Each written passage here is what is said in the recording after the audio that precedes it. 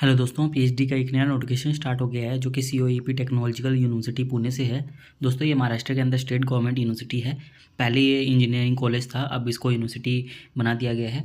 तो दोस्तों इसके अंदर काफ़ी सारे सब्जेक्ट के लिए आवेदन मांगा गया है। सबसे ज़्यादा इन्होंने इंजीनियरिंग सब्जेक्ट से ही रिलेटेड मांगा है। तो यहाँ पर आप देख सकते हैं सिविल इंजीनियरिंग, जिसके अंदर की ब्रॉड एरिया ऑफ रिसर्च दिया हुआ है कि आप किस किस एरिया के अंदर रिसर्च कर सकते हैं। तो हम सिर्फ प्रोग्राम देख लेते हैं।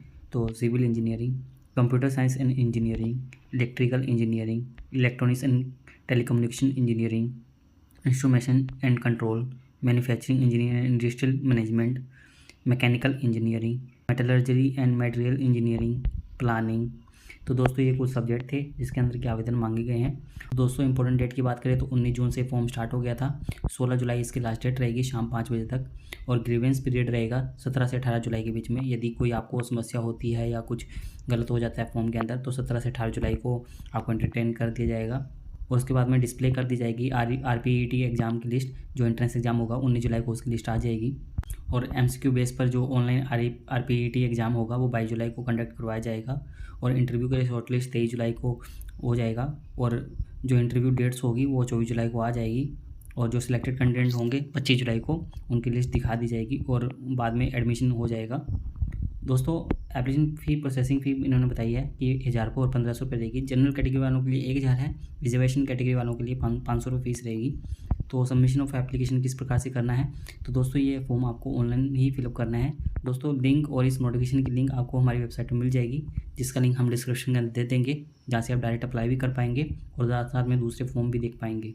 यहाँ पर इन्होंने फॉर्म की डेट, लास्ट डेट फिर से बताई है और एप्लीकेशन अप्लाई करने की लिंक यहाँ पर दी है। और एजुकेशन क्वालिफिकेशन की बात करें तो दोस्तों यहाँ पर सबसे पहले इन्होंने पीएचडी के रूल्स रेगुलेशन के लिए अलग से लिंक दिया हुआ है, तो आप जाके देख सकते हैं। और दोस्तों वैसे आपको जहाँ हम नोटिफिकेशन का लिंक देंगे वहाँ पर आपको सभी टाइप के नोटिफिकेशन दिख जाएंगे इनके रूल्स रेगुलेशन से रिलेटेड भी।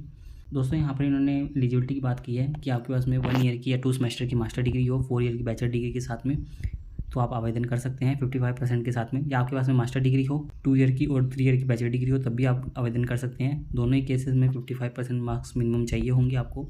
5% का दोस्तों रिलैक्सेशन मिल जाएगा SC ST OBC non criminal EWC और PWD कैटेगरी वालों के लिए। और यदि किसी के पास में 4 ईयर की बैचलर डिग्री है उसके साथ में ही आवेदन करना चाहता है तो 75% मिनिमम मार्क्स चाहिए होंगे। इसके अंदर भी 5% का रिलैक्सेशन मिल जाएगा SC ST OBC non criminal और PWD कैटेगरी वालों के लिए। और प्रोसीजर ऑफ एडमिशन यहाँ पर इन्होंने बताया हुआ है कि दोस्तों आपका आरपीईटी एग्ज़ाम लिया जाएगा कैंपस के अंदर, जो कि ऑनलाइन मोड के अंदर होगा। उसके बाद में आपका इंटरव्यू लिया जाएगा और इसके अंदर बताया कि 30% का वेटेज जो रिसर्च मैथडोलॉजी का रहेगा और 70% का वेटेज आपका सब्जेक्ट स्पेसिफिक का रहेगा। उसके बाद में आपके मिनिमम 50% मार्क्स आने चाहिए, तब आप पास माने जाएंगे और इंटरव्यू के अंदर अपीयर हो सकते हैं। इसके अंदर भी 5% का रिलैक्सेशन रहेगा SC ST OBC non criminal और PWD कैटेगरी वालों के लिए।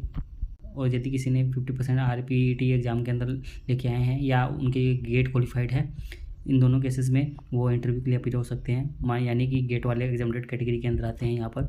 और आप कौन कौन से डॉक्यूमेंट अपलोड करने हैं तो यहाँ पर लिखे हुए हैं, तो आप देख सकते हैं। आपका आइडेंटिटी प्रूफ, आपकी क्वालिफिकेशन, आप 10 से लेकर PG तक अपलोड कर सकते हैं। वैसे इन्होंने UG और PG के लिए ही अपलोड मांगेंगे ये।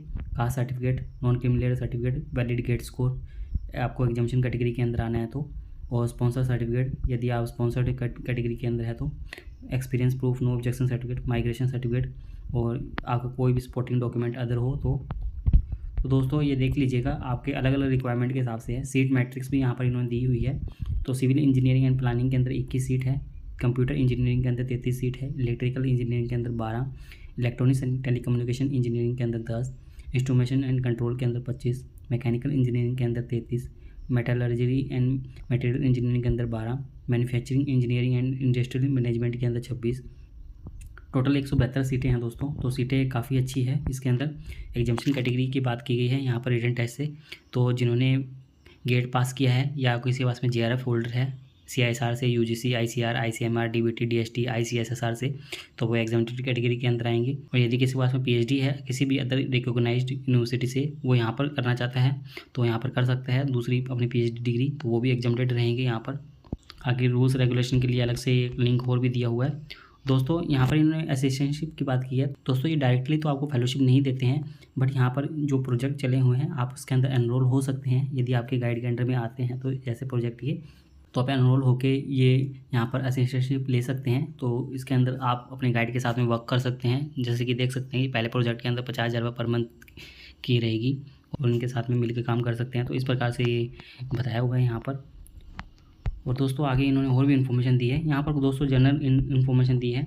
तो वही जो हमने ऊपर पहले से ही बता दिया आपको।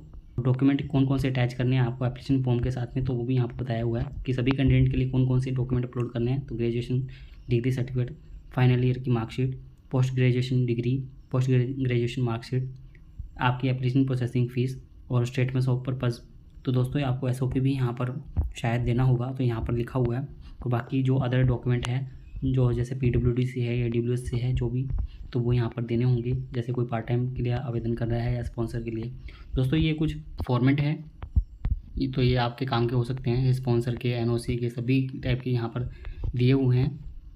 तो आप इसके अकॉर्डिंग देख लीजिएगा, बहुत सारे दिए हुए हैं इन्होंने। और दोस्तों यहाँ पर इन्होंने फ़ी का बताया है कि फ़ी आपको किस प्रकार से पे करनी है। तो दोस्तों आपको एप्लीकेशन फॉर्म ऑनलाइन ही आवेदन करना है, बट वहाँ पर आपको रेफरेंस नंबर या PDF अपलोड करने के लिए बोली जाएगी। पेमेंट की रिसिप्ट जो भी होगी तो वो आपको SBI कलेक्ट के माध्यम से ही पेमेंट करनी होगी। तो लिंक यहाँ पर दिया हुआ है SBI कलेक्ट का, आप एजुकेशन इंस्टीट्यूशन सर्च कर लीजिएगा। तो जैसे आप COEP टेक्नोलॉजी यूनिवर्सिटी सर्च करेंगे तो आपके सामने ऑप्शन आ जाएंगे। तो आप इंटर पेमेंट कर दीजिएगा जितनी भी फीस हो आपकी, और उसके बाद में प्रिंट आउट निकाल लीजिएगा और उसको अपलोड कर दीजिएगा और रेफरेंस नंबर भी लिख लीजिएगा। और दोस्तों इन्होंने वेटेज फिर से बताया है और सिलेबस यहाँ पर दिया हुआ है। ड्यूरेशन 30 मिनट्स का रहेगा first paper, maximum mark 30 marks ही रहेंगे। दोस्तों ये पेपर 1 का सिलेबस है और पेपर 2 90 मिनट्स का रहेगा और 70 मार्क्स का रहेगा। तो ये यहाँ पर दिया हुआ है। तो सभी के सिलेबस यहाँ आपको देखने को मिल जाएंगे। अब दोस्तों हम इनकी फ़ीस स्ट्रक्चर बता देते हैं जो आपके एडमिशन के टाइम फ़ीस लगेगी। तो दोस्तों ये फ़ीस स्ट्रक्चर है इनका। तो फ़ीस स्ट्रक्चर आप देख सकते हैं कि फुल टाइम कैंडिडेट के लिए ट्यूशन फ़ीस 5,000 है, डेवलपमेंट फ़ीस 6,000 रुपये है और अदर फीस 18,680 रुपये है। एग्जामिनेशन फ़ीस 10,100 रुपये है।